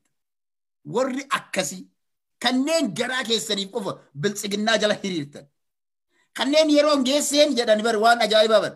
Yeroon geesseen Itoophiyaa akka Yugaandaa akka Huttuu fi Tussii akka Siiriyaa godhuuf godhaniiti barreessaniiti dhugaa jiru wadhaa waldaa sikkoo mandootti kennan. Waldeen sikkoo mandoo kana dubbachuu qabaa yoo barreessanii waldaa sikkoo mandoo Itoophiyaa namni akkana godhuuf deemu yeroon geesse namoonni biroo irraa baradhaa. Warroota maqaa dhaloota ganda keessaniitiin yookiin ammoo maccarraa bahee fi namni kun nama maccaa jettanii ofitti hin qabina. Bitamtuu waan jirtuuf. Arsii irraa bahee arsii jettanii ofitti kanneen amma of keessaa qulqulleessuu qabna. Kan akka haajaaloo kanneen jechuudha beekaa. Kana sirriitti hubadhaa. Warri akkas gootanillee maqaa kee anan gadhaa maqaa keessan hin baasne. Maqaa barreessitanii nama aktiivistii miidiyaa irraa feesbuukii irraa sabaaf lallabu har'aa miti beekaa. Qabsoon hanga ji'a kanaa miti. Kuni waan ji'a lama ji'a sadi ga'e kun amma isinii maaru. Maqaa namoota maqaa fakkeenyaaf maqaa leencoo baatii dhooftee maqaa simuu kan dha'uun barbaanne tokko jira kan jaartii obboleessaa saame tokko. Ka siyaatil irraa amma badee biyya gale san eenyu Mustafaadha yaa jaartii obboleessaa fudhatee maal godhee badee biyya gale. Fi isa tokko jira ka shalabbee wayii gara Noorwee kan. Maqaa namoota kanneen akkamitti dhooftaa ati ilma arsee taatee maqaa uummata kanamaa dhooftee warra qalaa barreessu. Uummanni akkasii sun amma yeroon saaxilamtan. Garuu maqaa keessan dha'ee kireeditii isinii kennu saaxilamuu qabdan. Himamuu qaba maqaan keessan seenaan keessan. Garaacha ta'uu keessan himamuu qaba maqaan malee nama dhibba taatanii petiishinii barreessitaniitiin waldaa an gahee keessaa qabu keessatti petiishinii eegaltan suni shame on you. Petition hubadhaa uummata akkanaati biltsiginnaa jechuun. Petition gosa ofii keessaa nama baasuudhaaf nama petiishinii mallatteessu agartanii beektanii Minnesota keessan malee. Shame on you guys. Kanaaf aktiivistoonni Oromoo bakka kamuu jirtan. Namoota garaaf bulan, namoota hattoota akka kanaatiif jettanii maqaa keessan gadi hin qabatinaati hojii keessan itti bobeessaa lubbuun dhiiraa biliqa. Kana jala sararaa beeka. Lubbuun dhiiraa biliqa. Guyyaa nutis Oromoon bilisoomee jenereeshiniin nu boodaan dhufu mataa ol qabatee biyya sana keessatti gammachuudhaan jiraatu arguu barbaada. Ni dhufas. Kana gochuudhaaf ammoo warri biyyaa qeerroon hojii eegaltan itti fufaa. Saaxiluu hattootaa fi gantootaa hin dhaabina. Amma maqaan isaanii Arsii Nageellee irra hadha nama sadii maxxansineerra. 2 ilmaanuma Arsiiti. Tokko ammoo nafxinyaa. Hin dhiisnu kan. Everywhere we will continue. Everywhere. Hanga namoonni sun adabatanii ummata sana wajjin dhiifama gadhatanii yoo badii balleessaniif gumaas taatu kafalanii yakka namarra raawwataniif waan sana ofirraa fixanitti hin callisnu. In barreessina maal wanti dhufu. Wanti dhufu tokko hin jiru beekaa. Because madda akka harree yoo waa godhan malee leencummaan qaban. Waan namni hin dalagne hubadhaa balaa amma ajaa'ibame. Namni maqaa namaa osoo hin kaasin nama himatu nageessa oddoo duubee faabe. Nageessa oddoo duubee faati maal gooti? Wallahi. Shame sometimes. Shame. Waan shir Oromoo irratti argamu hubadhaa qeerroo qajeeloo qabadhaa. Wanti godhan maali? Jawaariin fa'aa yakka jarri raawwatanii fi mataniimi asitti illee Ameerikaa keessatti yakka namni raawwanneef kooppii masana nageessa oddoo duubee fa'aa irraa godhanii hiriyoota fuudhanii jira asitti illee koortii biraa simachuuf koortii faranjii bira si geessuuf ragaan qaban. Ragaan qaban. Garuu ganda keessatti gosarra dhaqaniitiin gosarra si himatu. Dhaqanii yoo ragaa as dhiyeessi jennaan hin jiru. Hin jiru. Because it is jira kana ka gorsu yennu nageessa oddoo duubeeti. Shame. Shame, shame, shame, shame, shame. Salphadha. Dhugaa namoota akka keessanii kana barattanii yuunivarsiitii irraa baatanii maastarsii qabdan jechuun mataan isaa salphina olaanaa. Shame on you guys. Kanaaf namni haqa hojjetu always confidenceidhaan dubbata. Wanta irraa sodaannu hin jiru waan kaleessa jennu dhugaa waan dubbannuuf ni yaadanna. Warri kijibu garuu waan dubbatan hin yaadattan. Kanaaf qeerroo biyyaa boonsa. Laal waan asii hojjennuuf waan diin asii hojjetu waan diin isin irra hojjetu wal fakkaata. Garaagarummaan hin jiru. Hin jiru. Kanaaf jabaadha. Jabaadha. Inni biraa dhumarratti wanta hin jedhu. Oromoonni diyaaspooraa irra jirtan. Oromoonni biyya alaa jirtan. Kanneen mirga gadi baataniitiin diina kana balaaleffachuu mirga qabdan. Warri no, I'm not calling those ammasi as America fa keessatti Amara yookiin ammootu faranjii jedhe Amara barnuu miti kan jedhe kanallee sirrii badhaa Minnesota keessatti dhaqanii yeroo police departmentii deemanii nuti Amara jedhanii himatan. Ummata nuti Amara jedhee poolisii bira dhaqee Oromoo kassasee Oromoo maqaa hin qabne balleessee hiriira sana warri organized gootanii fi fayyadaa Oromoo taatanii diina keessaniif warri ilmaan milinikii fi hiriira organize gootanii iddoo sanas dhaabbattanii security isaaniif taatanii fayyadaa Oromoo bira galata qabdu siniin jenna because goobanni hin dhabamin yoo osoo goobanni jiraachuu baate beektanii Oromoon waa'ee gabrummaa kana hin beeku ture because hangar'aatu bilisoomee waan jiraatuuf gabrummaa maal akka qabdu qaban qabu garuu because of goobana because of what Milinik did to Oromo people we know gabrummaa maal akka ta'e. Kanaaf warroota diinaaf ergaman qabaachuun baay'ee bareedaadha but I don't know how much you guys are paid. Hiriira sana keessatti hirmaachuu keessanii fi yookiin ammoo security taatanii bakka sana turuu keessanii meeqa isinii kafalame rabbaa beeku.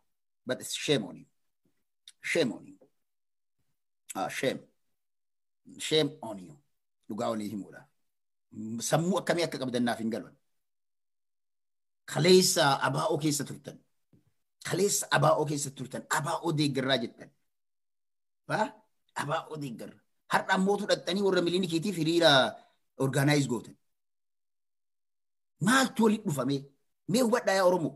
Akkam yoo ta'u namni kaleessa miseensa abaa'oo jabaa godhee uf bilisummaa Oromoo ni fide. Qubee afaan Oromoo nutu fide jedheetiin achi keessatti konfidensiidhaan dubbatu akkam yoo ta'u har'a hiriira nafxanyoota organize godha. Maal yoo argatu? Maaliin bitaman? Maaliin bitaman? Waan ittiin bitaman hin beekan. So just watch out. Warroon akkasiillee bakka hunda jiru. Oromoonni isteeta gara garaa keessa jirtan hunda isaanii hordofaa. Hin dhokatan itti fakkaata. Garuu kaameraan qeerroodha. Biyya keessatti illee biyya alaatitti illee kaameraa hin danda'amne jira. Warroota akkasiisanniin saaxiluu irraa duubatti hin jedhina. Nuti ammoo profaayilii ijaarraafi. We have a book. Blacklistii qabna. Blacklistii keessa galmeessaa fi jirra. Guyyaa gadi baasnu gadhiisna. Guyyaan isaa asii ka'anii biyyatti Oromoon bilisoomi. Akkas goonee Minnesootatti, akkas goonee Siyaatilitti, akkas goonee diisitti warri jedhutu jira. That's not possible. Dhumate hin danda'amu sun. Hin danda'amu. Yeroo dabre maal godhan beektanii yeroo amma dhaabbileen siyaasaa galan. Dhaabbilee siyaasaa hin jirre kan du'anii dhabaman fa'aatu ni jirra. Nutis dhaaba siyaasaa jedhanii ergamanii galaniitiin kawaa takka waggaa lama waggaa sadii waggaa afurii yeroo qabsoo san keessatti guyyaa takka hafuura isaanii dhaga'intu biyya galee ergamtuu ta'e. Amma booda ammoo san gochuun hin dandeettan. Any change that comes dhaaba siyaasaati jettee asii Oromiyaa gala kan jettu taanaan akkas godheettee kijibte taanaan qeerroo mallistii blacklistii guyyaa ammaa kana isinii baafna. I'm sure 100% kun shururuun qabu. Hin barbaachisu. We will post it. Keep godhaa jennaan dhossaatuma kaa'adhaa. Dhossaniituma kaa'atan guyyaan galmeen sun banamu ni dhufaa jechuudha. Kana sirriitti bakka hundatti irra dalagaa. Irra dalagaa qeerroon bakka hunda jirtan inni biraa fi murteessaan warri diyaaspooraa waan dandeenyu haa goonudha. Wanti dandeenyu